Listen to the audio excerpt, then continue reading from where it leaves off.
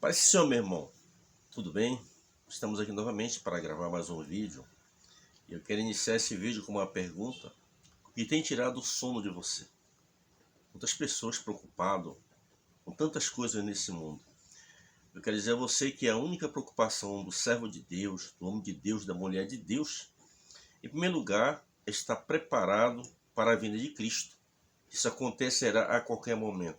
Queira você ou não, creia você ou não, esteja você ou não preparado, isso vai acontecer, né? Então, a primeira preocupação minha e sua é com a minha vida espiritual.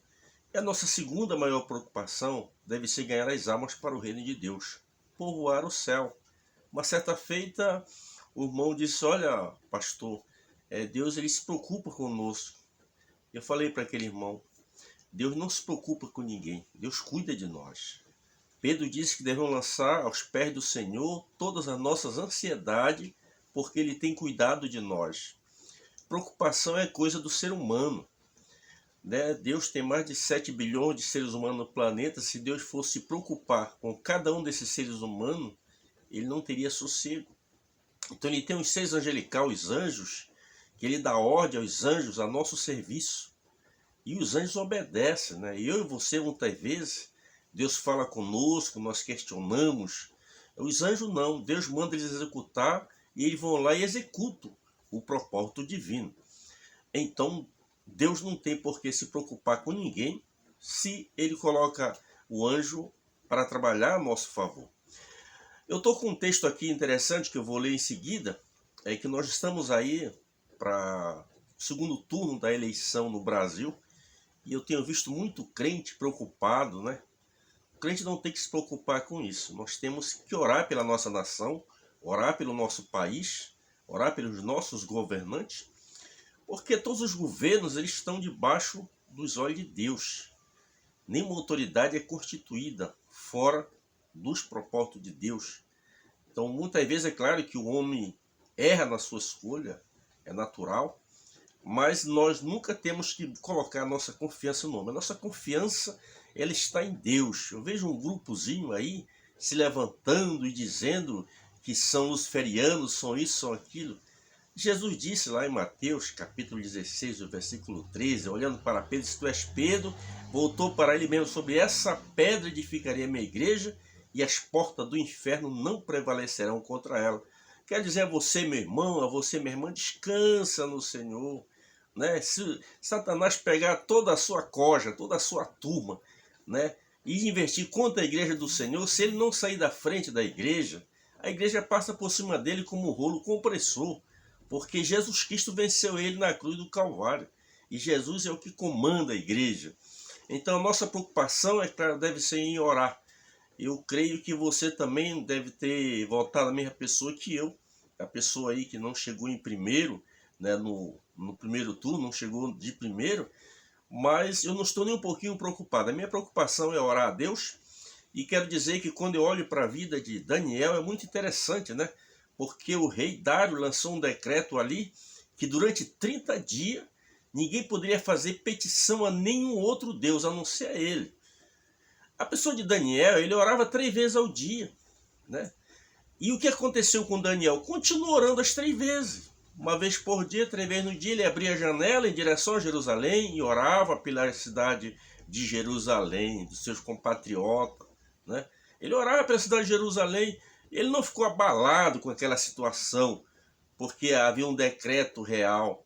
Não, por quê? Porque Daniel, ele confiava no Senhor. Quando você confia no Senhor, você não tem que estar ansioso, preocupado. Temos que orar, é claro. Os líderes, os pastores têm aquela missão de orientar a igreja, né? Conscientizar a importância do voto. Não ir lá votar em branco, não ir votar nulo. Ir lá e votar consciente, sempre na direção de Deus. Nós temos a nossa presidência, presidente aqui do nosso campo da cidade de Porto Alegre, e a gente sempre segue as orientações do nosso presidente, né? A gente vê que é uma posição sensata, é claro. Então a gente segue. Se ele tivesse uma posição diferente, claro que a gente iria contrário. Mas porque a gente tem uma liderança e a gente segue as orientações, né? Então quero dizer a você, descansa no Senhor. O Evangelho de João, capítulo 14, versículo 1, Jesus diz: não se turbe o vosso coração, crede em Deus e crede também em mim. Na casa de meu pai há muitas moradas. Por que está perturbado? Aí nesse João 14, 27, Jesus diz: deixo-vos a paz, e a minha paz eu vos dou. Não vos la dou como o mundo a dá. Né? Não se turbe o seu coração e nem se atemorize.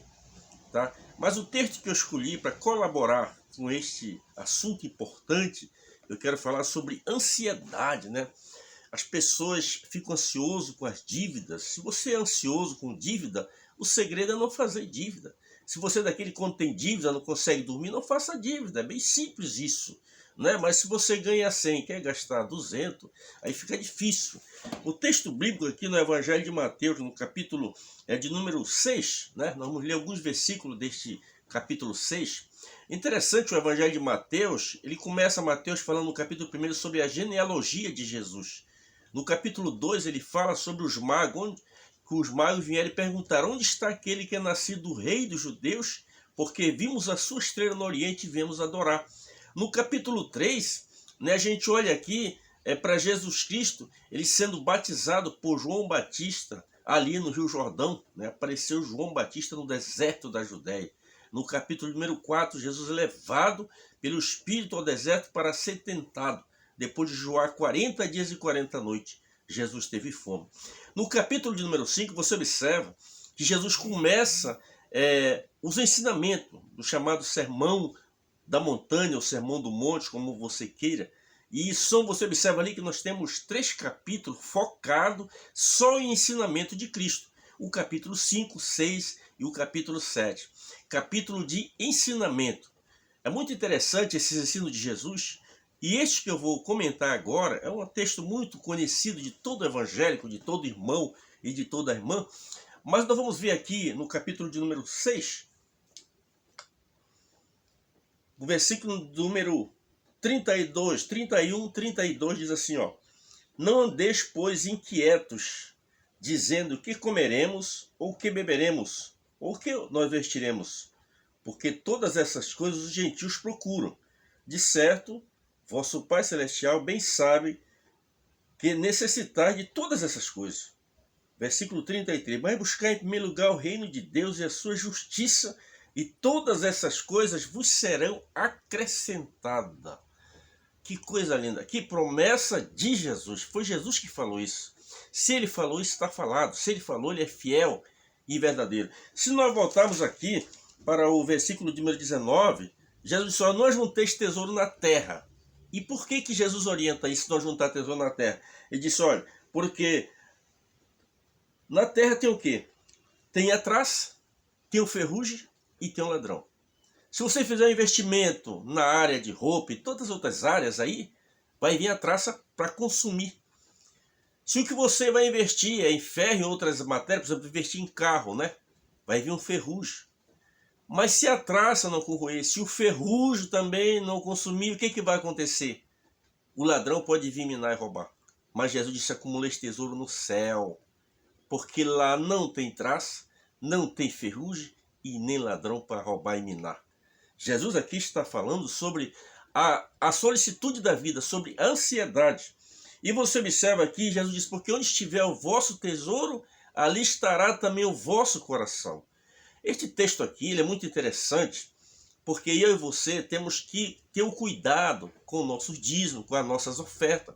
Quando nós dizimamos, quando nós ofertamos, nós estamos aonde? Depositando o nosso tesouro no céu, a nossa confiança em Deus, né? Porque quando você coloca a sua confiança em Deus, você pode ter a certeza que você nunca vai se frustrar. E quando nós lemos aqui mais adiante, Jesus fala aqui no versículo de número 24, ninguém pode servir a 2 senhores, porque há de odiar a um e amar ao outro. No versículo 28, Jesus diz: olhai para as aves dos céus, que não semeiam e nem recolhem celeiro. Jesus aqui está nos levando à importância. Se ele consegue dar mantimento a essas aves, que para muitos é insignificante, se ele dá o mantimento a elas, porque você observa, você caminha por aí, eu moro na região aqui de Porto Alegre, e é uma ave que eu quase não via. E aqui em Porto Alegre tem bastante sabiá. No norte do Brasil tem soí, bem-te-vi, tantos tipos de aves, não é isso, na verdade? Então o que que acontece? Você já viu algum pardal preparando, arando uma terra? Você já viu algum pardal? Você já viu alguma vez ele preparando um celeiro para armazenar? Não. E a Bíblia diz que Deus cuida dessas aves, Deus não deixa faltar. Agora já imaginou, eu e você que somos almas viventes, fomos feitos à imagem e à semelhança de Deus. O que Jesus está querendo dizer aqui não é, por exemplo, estimulando a pessoa a não trabalhar. Não é isso que Jesus está querendo dizer. O texto em que eu li no início, você observa, Jesus está querendo direcionar os discípulos a não ficar ansioso. Porque a ansiedade, ela tira o sono das pessoas, a ansiedade, ela tira a alegria das pessoas, a pessoa está preocupada com amanhã, você tem que estar preocupado, mais uma vez eu repito, é com a sua vida espiritual. Eu devo estar preocupado a cada dia mais com a minha vida espiritual e com as almas que estão morrendo sem Deus e indo para o inferno. Essa deve ser a minha e a sua preocupação, né?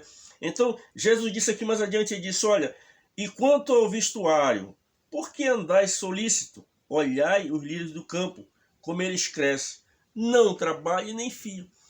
E Jesus disse, olha, que nem Salomão na sua glória se vestiu como um deles. Meu Deus do céu, Salomão, que você olha para a vida de Salomão, né? Uma vida assim, totalmente, até difícil de expressar.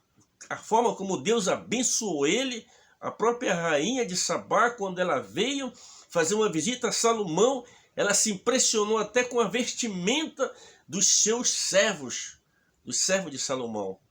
Agora você imagina a própria vestimenta dele, de Salomão.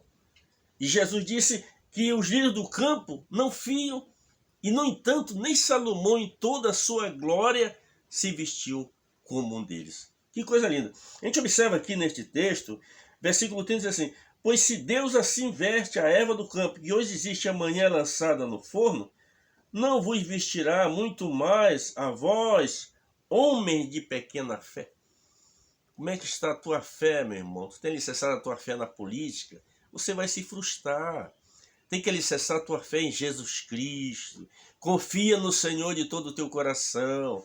Quando lemos lá o Salmo de número 49, versículo 23 em diante, o salmista ali, versículo 15, diante da memória, o salmista Davi, ele fala algo muito interessante ali, né? Ele diz, porque Deus remirá a minha alma do poder da sepultura.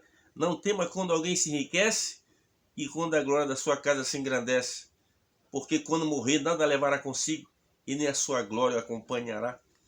Às vezes as pessoas estão ansiosas para ter muitas roupas, guarda-roupas e mais o guarda-roupa é uma luxúria total. Mas às vezes a vida espiritual é uma tragédia, é um fracasso. Não cuida da vida espiritual, cuida mais das vestes, cuida mais da sua estética do que da sua vida espiritual. Claro que temos que cuidar da nossa estética, temos que cuidar do nosso corpo, mas nunca esquecer que a nossa vida espiritual é em primeiro lugar. E quero dizer a você, meu irmão que me acompanha, meu amigo, estamos aí próximo de um segundo turno da eleição e você ora a Deus, procura a orientação de um homem de Deus, de uma mulher de Deus e ore a Deus. Eu lembro-me do Tancredo Neves, eu era bem jovem na época, e ele disse que se ele ganhasse com 50%, 51% aquela eleição, ele não precisaria nem de Deus para governar o nosso país. Que arrogância, né, irmãos? Que arrogância. Ele se elegeu, mas não governou. E ele cometeu um grande erro quando, após ser eleito, né, ele foi lá no Vaticano, lá, bater continência lá para a sua santidade, né, na época, João Paulo II, e fizeram um acordo lá, que o Brasil na época tinha uma dívida externa muito grande, e a ideia seria essa, o Vaticano pagar a dívida externa do Brasil, e ele unificaria a Igreja Católica como a única religião no nosso país. Não governou o nosso país. Porque os olhos de Deus estão em todas as partes, contemplando os bons e os maus. O diabo faz um projeto lá no inferno, mas Deus do céu está com seus olhos como chama de fogo acompanhando. Então confie no Senhor. Lance aos pés do Senhor todas as suas ansiedades, porque Ele tem cuidado de mim e tem cuidado de você e vai continuar cuidando. Que Deus Cristo nos abençoe e até o próximo vídeo.